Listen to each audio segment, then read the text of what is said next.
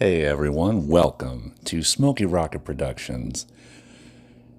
I know it's been a while since I've put out anything of a narration, so I figured why not go for a classic creepypasta. So I hope that you enjoy this one. It is called The Cave. It is otherwise known as The Jackal. So settle in and be ready to get spooked. There were originally 9 of us scheduled for the spelunking expedition, but Murphy's Law dictated that 2 of the group had to pull out due to various issues. It was a disappointment having fewer members to share in the experience. But then again, there were benefits, less logistical problems, more space, and so on. I, personally, wasn't affected by that. While most of us were close friends, I hadn't known those 2 well. Our rendezvous was the cave entrance, at the crack of dawn. I was the first one there, as usual. Those who know me often remarked at my attention to punctuality. Slowly, the rest of the group arrived, parking their cars and unloading the equipment that we had organized between us. As the expedition leader, I had the emergency provisions on me. First aid kit? Check. Flare gun? Check. GPS locator? Check. We assembled at the cave entrance. There was Jason, Alex, Karen, Samantha, Vincent, Ashley, and of course, myself. Alex and I were the experienced spelunkers, while the rest had varying skill levels. Moderate, Karen, Vincent, and Samantha. Poor, Jason, and a first-timer, Ashley. Normally it was against my instinct to take a first-timer into an unexplored cave and in such a large group, but he had promised to obey every command I gave him, and had agreed to carry the most cumbersome equipment on the safe parts of the trek. The cave loomed in front of us. It was typically dark and rather foreboding. Not for the first time. I wondered why it was. According to every available record of the local geological sites, unexplored. Perhaps it was the isolated location, or the fact that until recently, there had been no way for vehicles to access it through the surrounding forest. "Are you sure it's all right?" Ashley nervously asked, shifting from foot to foot. His earlier bravado had deserted him. "Yes, you can't change your mind once we're in, so decide now," I said flatly, turning around without waiting for an answer. He'd make his own mind up without any further input from me. The rest of the group followed me. After a few moments from apparent indecision, Ashley hurried in after the rest of us. Soon, the darkness swallowed us whole. Inside, the cave was quite larger than it appeared. It proceeded inwards for about 200 meters and then sloped down quite quickly. As per usual, I ordered the group members to buddy up, a system in which the group divided into pairs and threes and were responsible for keeping together. Ashley and I were partners, given that I was the most experienced and he was the least. It wasn't as fun spelunking when you have to care for somebody else, but it was a necessary evil. Besides, he was a quick learner. Soon the sunlight from the cave faded. "Flares out, everybody!" I ordered. One by one, the expedition members cracked their flares. As per local guidelines, each member carried 2 packs of 30 handheld flares. It may have been excessive, but the flares weren't very strong and only provided enough light for the immediate area around the user. I took a glow stick from my pack and wedged it into the rock beside me. Only I carried these, and they were quite stronger than the flares, able to last up to 12 hours with diminishing light after 8. I would use them to mark our trail back up. Slowly, we continued down. The handheld flares lasted for 15 minutes on average, and soon we reached an edge. I ordered the group to stop 5 feet from the precipice, where the ground leveled out. As you may have noticed, I am a stickler for safety measures, but not without good reason. I didn't want a death on my hands. "Ashley, crack a flare and throw it down," I said, watching to see how he did it. Ashley withdrew a flare from his pack and lit it. Then, without moving, he tossed it forward, down in the hole. I nodded in approval. He hadn't moved forward from the 5-meter guideline. I crept forward to the precipice and then looked into the abyss. Then I saw it, descending into the darkness. Barely half a meter from the cliff edge was what appeared to be a staircase. The light of the flare made one thing quite clear. It wasn't a man-made staircase. At least, it didn't look like one. It appeared to be hewn out from the descending rock, meaning that the original cliff would have extended further into the cave. The stairs were rough and uneven, but it was close enough for government work, as the saying goes. "What is it?" one of the group members asked from behind me. "It looks like natural staircases of sorts," I answered, distracted. I withdrew another glow stick from my bag and planted it at the top of the stairs. "All right, let's go." We descended cautiously, for the caves are notoriously deceptive. Ahead of me, the darkness grew thicker. It seemed palpable, almost physical, as if my thoughts were true. The flares we had held seemed to diminish in the face of the abyss. After 50 or so steps, I reached the bottom. That's when I heard the crack. It sounded like a gunshot, loud and sharp. I spun at the foot of the stairs. Behind me, Jason was tumbling roughly down the last few steps, straight towards me. I spun out of the way and he crashed to the floor, moaning in agony. The rest of the group hurried behind me, concerned as I bent to inspect the injury. It was obvious. His ankle was twisted at an unnatural angle, clearly broken. Jason's face had rapidly lost color. "Karen, Vincent, grab him by the arms. Careful," I said quietly, unwilling to exacerbate the situation by panicking. They picked him up slowly, his ankle dangling grotesquely beneath him. Something glinted under the crimson light of the flares. I knew it was bone. I reached into my pack, taking out 2 small batons and a white bandage. "This is going to hurt," I warned. The caution was wasted on Jason anyway. He was half conscious. I grabbed his ankle and twisted. His ankle cracked again. That roused Jason from his stupor. He screamed piercingly, loudly enough to hurt my ears.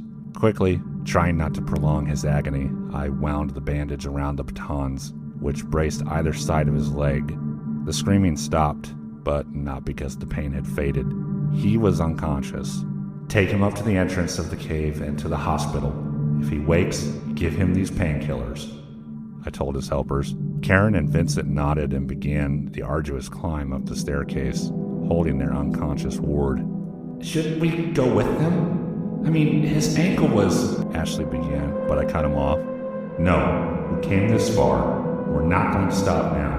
I want to investigate this cave to the end. Remember, I told you that you couldn't change your mind," I said sharply, taking out my anger at letting the accident happen under my leadership on him. Ashley fell silent. I felt a fleeting sense of guilt at my attitude. I brushed it off and spun around. Already Jason and the others were out of view. Around the group, the darkness surrounded us like a malevolent entity. The landing we were on led further into the cave for quite a while, and we proceeded incident-free. Thankfully, I marked our progress with the glow sticks at various intervals. Strangely, like the flares, they gave off less light the deeper we progressed. It began to unnerve me, and I could tell the others noticed it too. Alex and Samantha, who were incidentally brother and sister, fell a few steps behind us. Ashley, to my right, was silent. Finally, as the flares grew even dimmer, I saw something on the wall to my right. I called the diminished group over and cracked a new flare to provide extra light. It appeared to be some sort of carving in the wall. I studied it carefully. The scene depicted was a few humanoid forms on the ground. A few scratches of red seemed to indicate wounds. Various pillars around them rose to the roof of the cavern, but that wasn't nearly the worst part. In front of the people, the victims, I now corrected myself, was a large figure. It may have had detail in the past, but only the outline remained. The body was scratched out. It was a disturbing scene. Then I looked beneath the scene, and my eyes widened. It had a message. The strange thing about the message was that it was in English. The carving looked entirely authentic, meaning that a caveman, if you'll pardon the pun, had created it. I found it impossible that the same person could have scrawled the 5 words below the picture. Behind me, Alex read it aloud. "The jackal and the cave." "How strange," he said. Indeed, that was the message, written entirely in capital. I dismissed the painting and turned back to the main path. It was obviously a hoax. There was no way a caveman could write in any script, let alone English. Probably some kid mucking around in the days long past, but still it made me uneasy, regardless of what I assumed it to be. If it was a hoax, then why does it look so fucking authentic? Eventually, the four of us had our fill of the jackal in the cave. And after Ashley had snapped a photo of it for a keepsake, we continued into the cave. I was forced to light 2 flares at a time now, to ward off the choking darkness. The diminishing effectiveness of the flares puzzled me. In all my time spelunking, I had never encountered anything like it. I wondered whether it was a defective bunch or some other reason. It had to have a logical, rational reason. Behind me, Alex and Samantha were still locked in conversation. I picked up snatches of the heated debate as we walked. They, like me, were still pondering the origin of the adamantly ominous cave drawing. I wish they'd drop it already, or at least quiet down. I looked to my right, saw nothing but a sleeping cave wall, and looked away, back to the trail. I froze and turned. There, among the rock that I'd just glanced at, was another carving. I felt sick as I hurried over to it. The red glow of the flares flickered on the wall, dancing over the picture, making it look demonic under the sparse light. It depicted a scene much like the last, except there were only 2 bodies on the floor. The third was in mid-air, seemingly held by an appendage, not quite an arm, not quite a tentacle, from the titular jackal. The pillars around the scene appeared again, except with small, indistinct etching on them. Like before, only the faint outline of the jackal appeared. The rest of it had been scribbled, or scratched. I couldn't tell which, out. Underneath it was a 5-word message. Underneath it was another 5-word message, one that I read quickly and immediately wished I hadn't. "Go back, the jackal awaits," it said. I turned from the carving as the others moved in to get a good look and tried not to panic. The air felt thin and dry, much like the air in the Andes. I'd gone climbing there a few years ago, and terrible things had happened, which explained my preference for underground rocks as opposed to aerial ones. But that's a story for another day and another time. Around me, the darkness was thick. I could no longer see without the flares in aid. Suddenly, irrationally, I knew if I stayed in this underground labyrinth for much longer, I would lose my sanity. But that was the mind of an irrational man talking. I leaned against the wall, breathing deeply and slowly to regulate my rapid heartbeat. Spots danced in front of my eyes momentarily as I oxygenated my blood rapidly. Slowly, the panic faded, to be replaced with a sense of calm. It was strange. I don't get overworked often, but when I do, I tend to edge towards hysteria. Taking one last breath, I straightened and looked around. That's when I realized Ashley was gone. Slowly, I stood, scanning the passage for any sign of Ashley. Samantha and Alex were still arguing over the cave carving. They were typically argumentative for identical twins. As Alex drew breath to continue his opinion, I stepped between them, holding my hands up in peace. "Have either of you seen Ashley?" "He's gone," I said, stepping back once I saw that they had ceased fighting and listened to what I had said. "No," they said in unison. I sighed in frustration and looked around the cavern. There was no trace of Ashley anywhere. "Well, he couldn't have gone far, not with that massive pack he had strapped to him," Alex said reasonably, possibly sensing the panic I felt. The entire expedition had had problems from the start. First, the dropouts, then Jason, now this.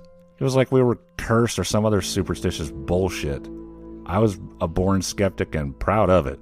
"He could have only gone forward or back," Samantha said, walking forward to the edge of the light and looking around. "We should split up and—" "No," I said, resolute. "We are not going to split up under any circumstances. If Ashley went back, he'll eventually get out of the cave by himself. So, we go forward and hope that stupid prick hasn't done anything reckless." I interjected flatly, turning away from the duo and proceeding into the darkness. After a shared glance, the meaning of which was undecipherable, at least to me, they followed. And so we went. As we progressed, I felt the path lead downwards. It was a marginal slope, undetectable by the naked eye, but I felt myself pushing harder into the rock with each step, thanks to the extra gravity of descent. It wasn't of any concern to me. Such natural formations were common. We proceeded ever further into the depths of the cave, calling out Ashley's name as we went. Then, I saw it. It was over to the right, like the others. It was, of course, another carving. I felt sick as I scanned it. The titular jackal had increased in size yet again. The tentacle appendage hybrid was shorter, as if the beast had pulled it back. The previously held corpse was ominously absent from the scene. I tried not to think about what had happened to it. The pillars with carvings on them also disappeared. As before, the jackal had the majority of its detail erased, making it little more than an outline. However, there was detail on the edge of the beast of this time. I knew the short lines represented skin, apparently leathery and cracked. Then I read the message. It was again 5 words long, and my eyes widened in a flash of shock and fear. "This is your last chance," it read. I stumbled back from the carving in fear, raising my hands in front of me as if it was alive and coming for me. As I hit the back wall, I saw Alex and Samantha close in to study the carving. They seemed unaffected by the ominous message as I had been. I gasped for breath, winded by the sudden impact of the wall against me. I tried to clear my mind, to cut through the mix of panic and fear I now felt at having read the carving which I no longer thought was the work of pranksters. I turned to my left, hoping to see Ashley. Instead, I saw the gateway. It appeared to be a stone arch, hewn from the black granite. It followed the contour of the cave precisely, creating a strange effect. Carvings of various things, symbols, letters, and pictures covered the gateway, which appeared to be seamless, without join or cut. I approached it almost unwillingly, feeling my heart rise into my throat as I stared at the ground immediately behind the gateway and onwards. The walls, floor, and roof of the cave from the gateway onwards were covered in fine, white dust. Alex and Samantha joined me at the edge of the gateway. We were silent, studying the gateway. I looked to the top of yet another 5-letter message carved there. "The gateway to the jackal," read the message. And hell with it, I thought. Then I heard the scream. It was Ashley screaming. "We have to get to him!" Alex yelled, turning to me. With every fiber of my body, I resisted stepping through the gateway. I knew if we did, terrible things would happen. If I stepped through, I knew, sooner or later, I would meet the jackal. But I had to know about Ashley, the carvings, everything. I had to.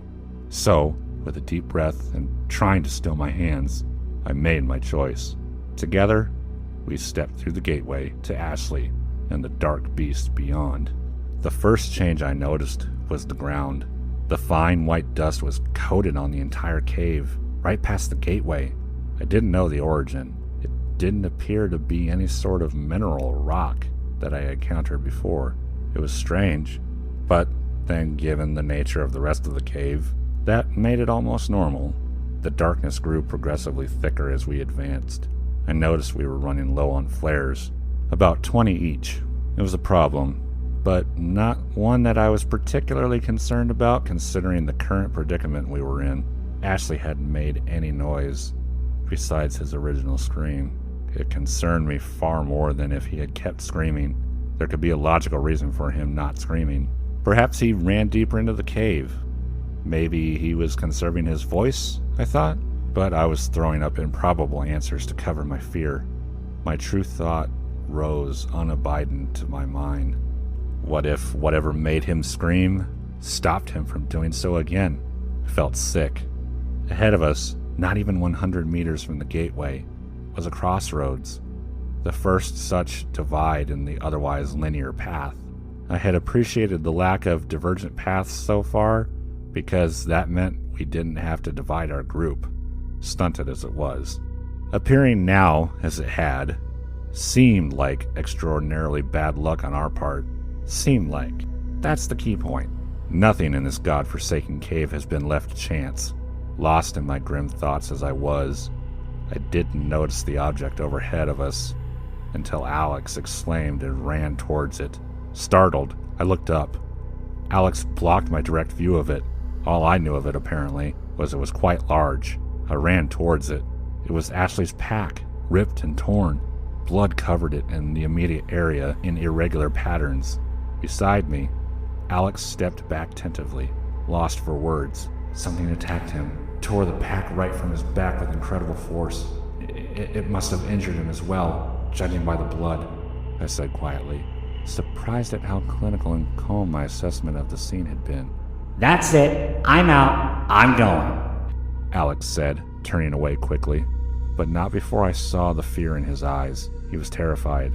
Samantha nodded in agreement, turning to leave me as well. I didn't try to stop either of them. They would be back. "You won't get a foot past the gateway," I called out to them, certain that it would prevent them from leaving. I turned back to Ashley's pack slowly and began searching through it quickly, taking only a few items.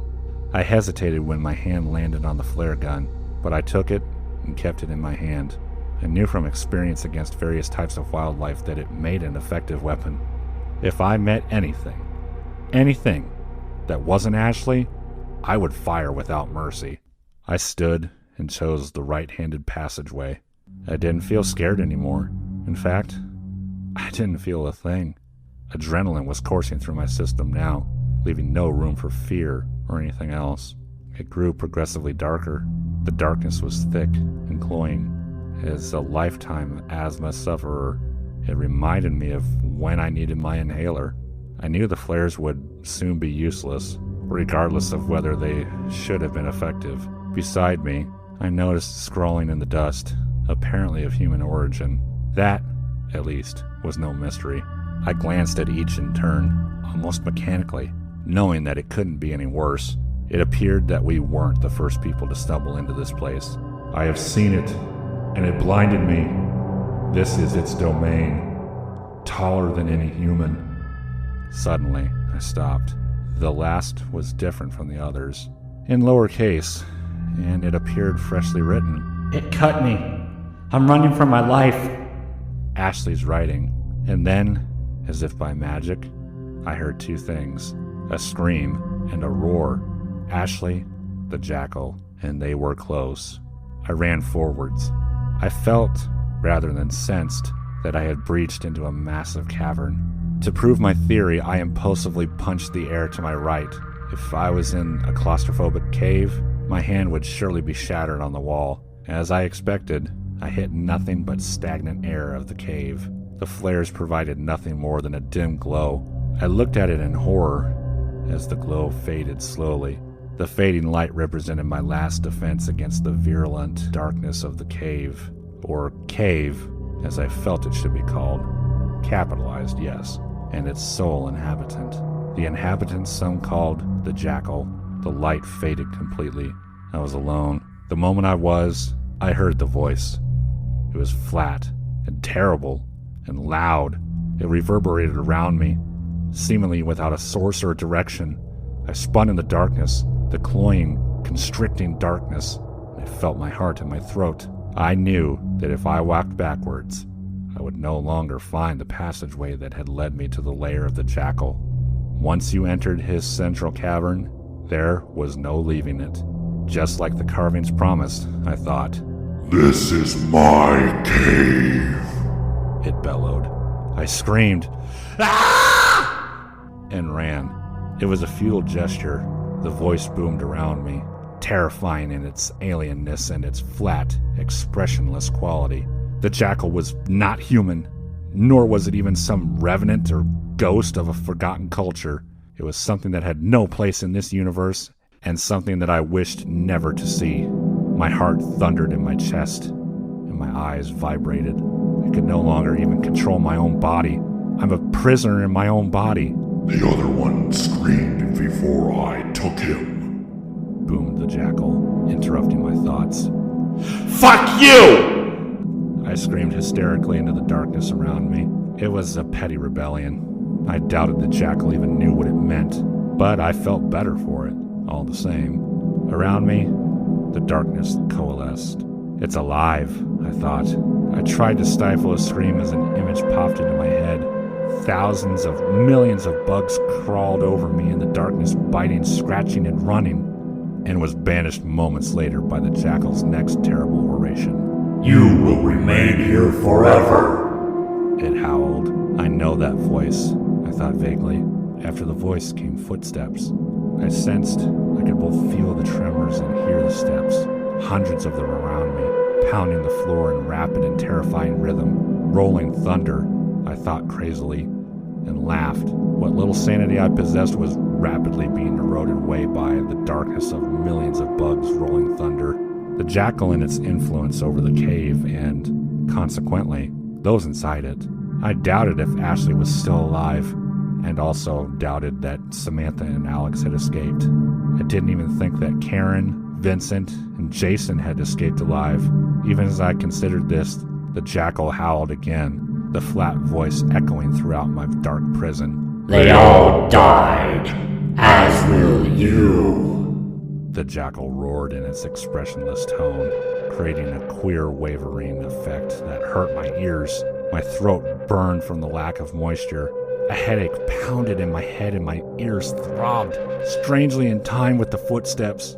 I'm just rolling thunder, I thought, and laughed crazily.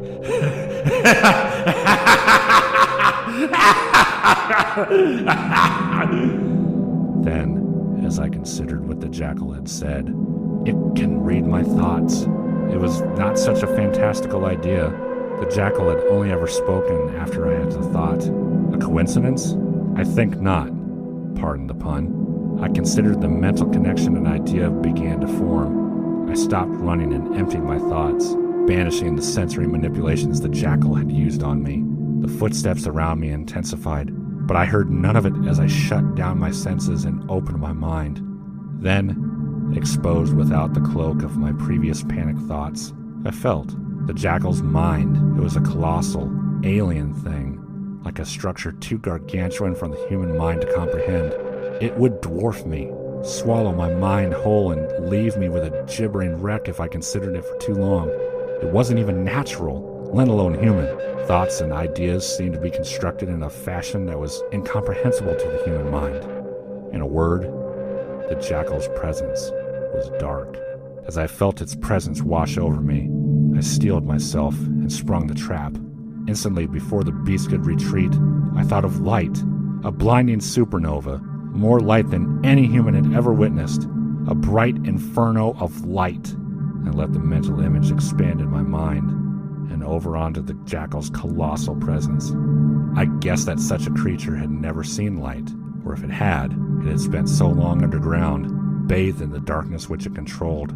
Such light, even as an image, would do tremendous harm to it, considering that the jackal's mental abilities far outclassed my own. I was right. The instant the supernova image touched the jackal's presence, a tremendous shriek filled the chamber, immediately overtaking all of the phantom's footsteps that had so tormented me.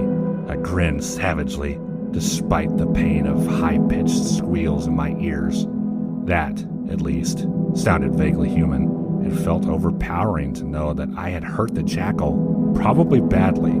I heard rushing noises around me and opened my eyes, and possibly the virulent darkness was retracting around me. I spun wildly in the grip of the receding darkness. As I moved, I glanced around me. I was in a huge chamber, one that extended far into the distance.